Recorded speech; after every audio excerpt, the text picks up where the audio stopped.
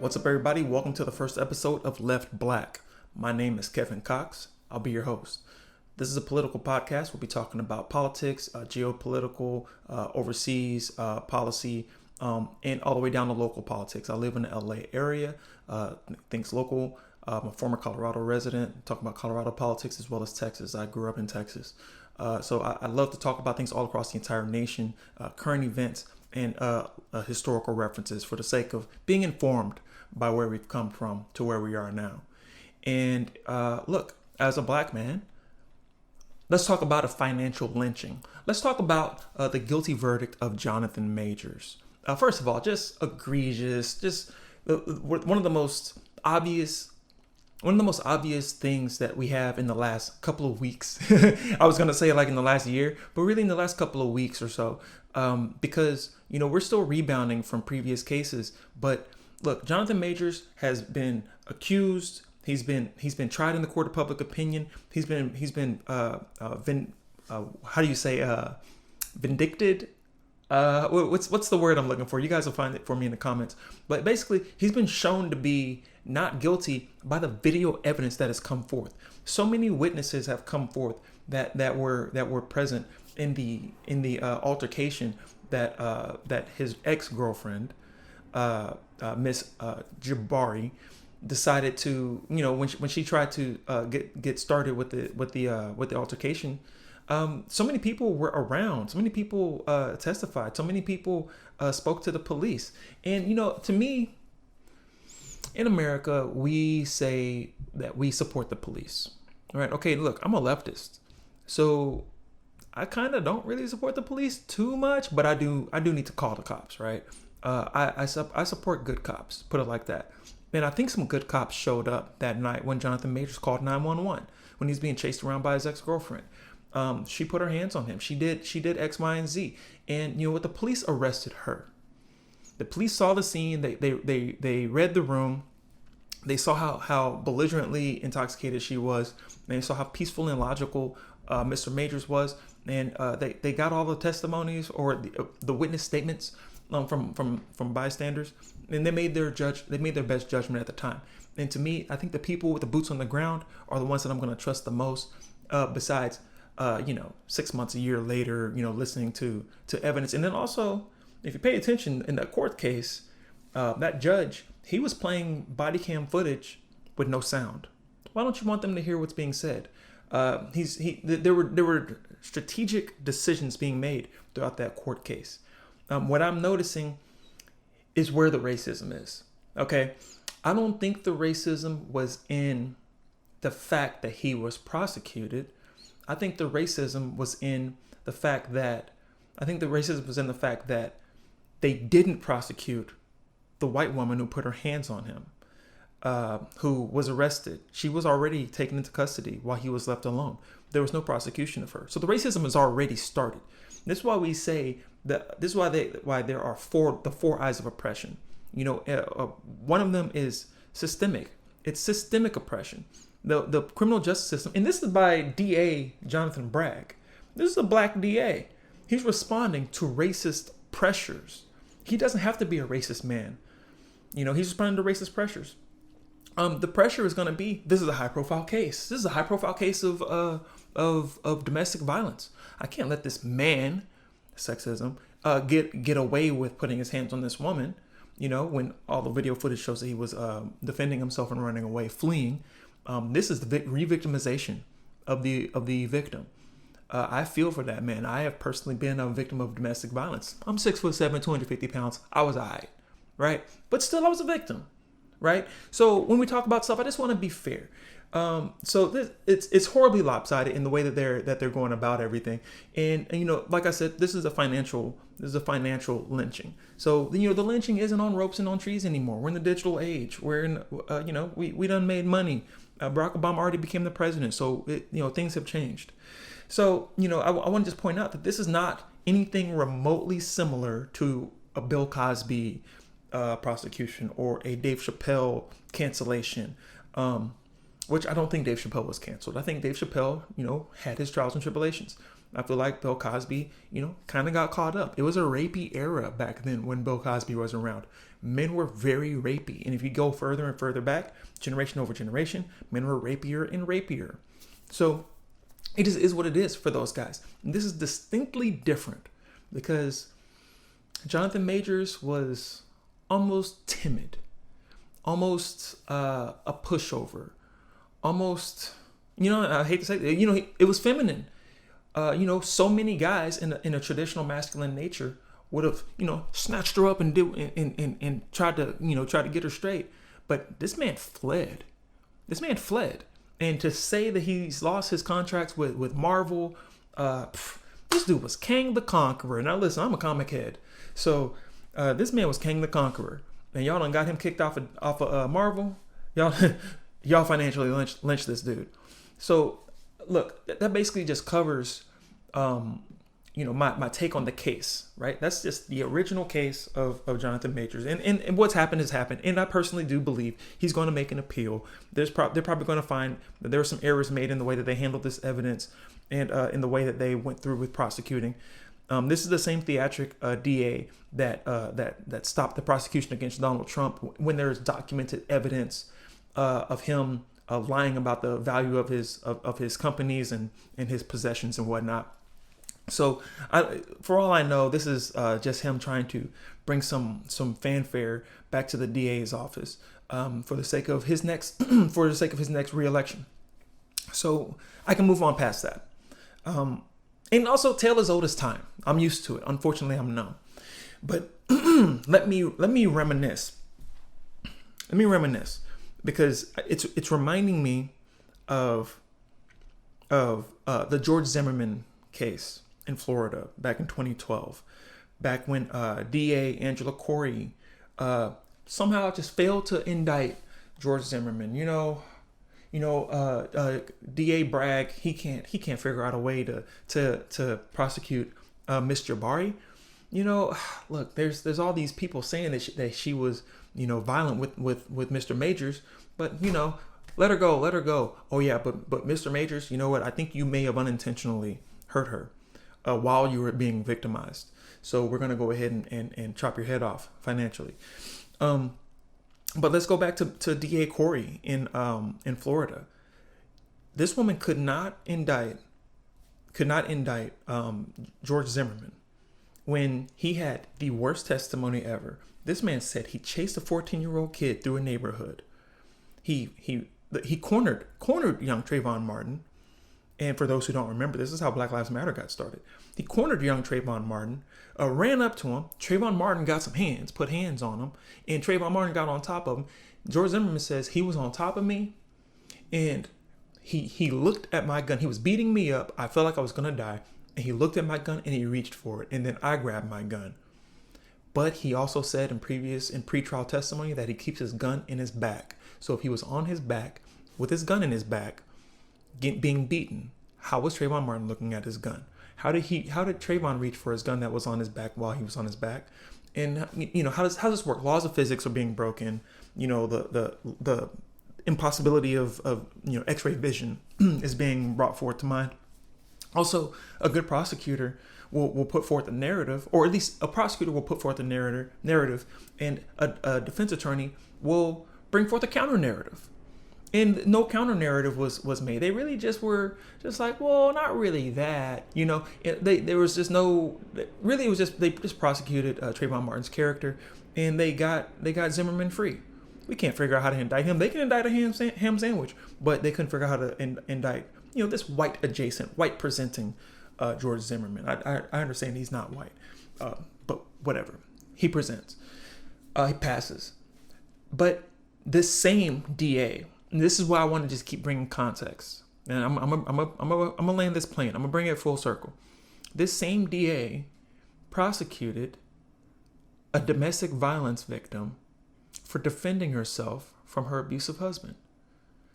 And her partner was beating the tar out of her, and she pulled out a gun, shot at him, and missed. The bullets hit the wall. No one was shot. No one died. No one was hurt. And she got the mandatory minimum. Would you like to guess what skin color she was? So when we're talking about justice, so okay, first of all, let's talk about prosecutors. Prosecutors take cases based on if they can win. So maybe Mr. Bragg didn't want to take that case with Miss Jabari because, you know, look, maybe it was on shaky ground. Maybe she was going to be able to lawyer up and drag this out for 5 years, make me look bad. Then it's going to be hard for me to get reelected. But you know what? Oh man, beating a woman, I can probably get this one slid through. You know, and also it's a lot of fanfare. So look, I'll get a domestic violence case under my belt. That's high caliber, and I'm back in office. Unfortunately, we should not be looking at justice like that. If you look at the embodiment or the metaphor for justice, it's a blindfolded woman holding a scale. And what do scales have? They have two sides. So one side is the aggressor, one side is the victim in this case. And the aggressor received no prosecution and the victim was prosecuted while the aggressor was white or white presenting. I don't have all the details, but Jonathan Majors was definitely black. So once again, I'm left, flabbergasted. Not flabbergasted. I'm left in the lurch when it comes to looking for justice and having any sort of expectations. Again, tale as old as time, black man bad, right? But don't purport to be a justice system when you're just putting forth injustices. This is why I'm wearing my Blackout 2020 t-shirt. I don't know. I have to check the monitor. Blackout 2020, Aurora, Colorado. And on the back, it says, I can't turn around right now, but on the back, it says Justice for Elijah McClain. This was put together by Candace. I can't remember her last name, but she put together this protest / rally for the sake of Elijah McClain, who was murdered by the Aurora, Colorado Police Department. I lived there for 6 or 7 years, and I lived about a mile away from where Elijah McClain was murdered by the police. And I say murdered with like a capital M because it was really egregious. And I actually was on the team that saw the video footage of the body cams, and it was just cut and dry. They grabbed him, they roughed him up, they choked him, and then they brought the EMTs, and the EMTs injected him with ketamine, and he overdosed and died. Right? Very, very simple, cut and dry. It is what it is. It's straight right there in footage for you. And their DA at the time, George Brockler, no wrongdoing. This is also the same George Brockler who saw a further protest for justice of Elijah McClain when they were blocking the freeway, and some white gentleman in a Ford F-150 pickup truck decided to drive through an entire crowd of people. He drove through the crowd. I don't think anyone was majorly injured, but there were injuries. And they exited, and there were police right there. He stopped and talked to the police after driving through a crowd of people, and the police let him go. And later on, George Brockler said, "No wrongdoing." Hey, it looks like the people in power are looking into themselves and saying, "Hey, we looked into ourselves and we found no wrongdoing." When you know it. So I'm just looking at these injustices, and I'm wondering what people are expecting to happen. What are you expecting, Mr. Bragg, in Manhattan? What do you think is going to happen next election? You think you're going to get the black vote? I know you're a Democrat, but good Lord, this is why I'm an independent right now. I've been a Democrat for a long time. I'm a leftist. I'm a Bernie policy supporting, a Bernie-crat, if you will. But I'm a leftist, at least economically speaking, socially, kind of centrist, a little bit, leaning more left than most. But the Democrat Party is failing us as black people.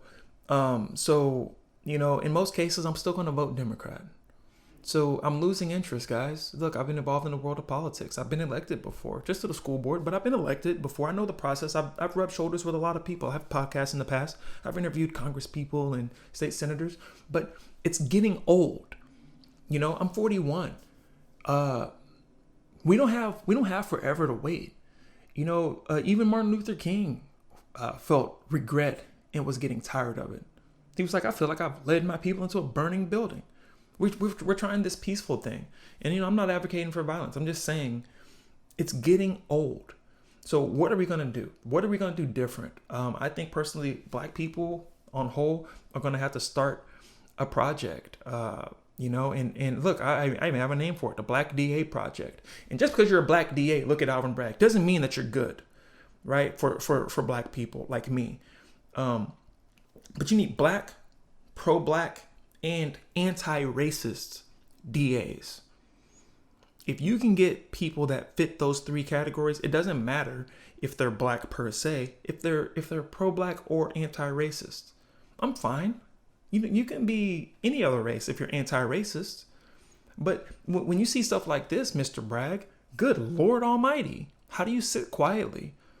Or reopen the, well, you can't double jeopardy. We gotta, look, man, this is something else. So SMH, Alvin Bragg, at least when it came to Miss Corey in Florida over the Zimmerman case and prosecuting that domestic violence victim for trying to defend herself, giving her a 20-year mandatory minimum. When she did that, I knew she was an ideologue. She was appointed by Republican Florida Governor Rick Scott, who is an unabashed ideologue, far right individual who, I don't want to say evil, but really advocates for bad policy that hurts regular, ordinary people, working class people like me. Okay. So when I see that coming from a Rick Scott appointed DA, kind of exactly what I expect.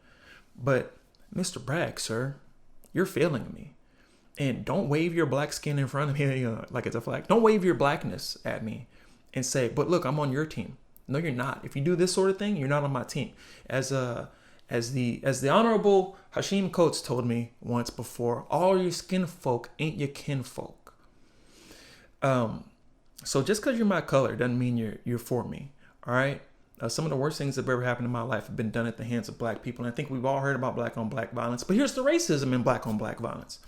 When do people talk about white on white violence? When do people talk about Asian on Asian violence? When do people talk about Latino on Latino violence?